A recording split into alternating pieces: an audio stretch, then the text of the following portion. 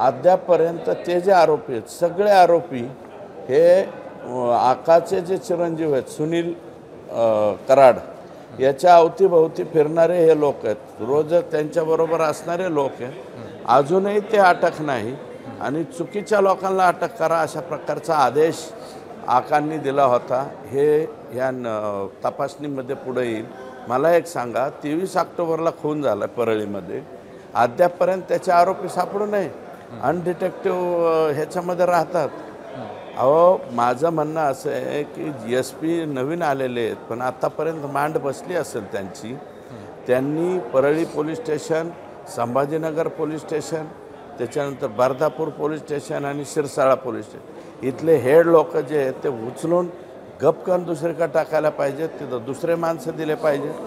कुठंतरी लोकांच्या मनावरचं दर्पण बाजूला निघल. लोक जे जे काही त्यांच्या बाबतीत घडलेलं आहे ते पुढे. अहो, खून झाला ना, खून मर्डर झाला ना ह्या मुंडेचा.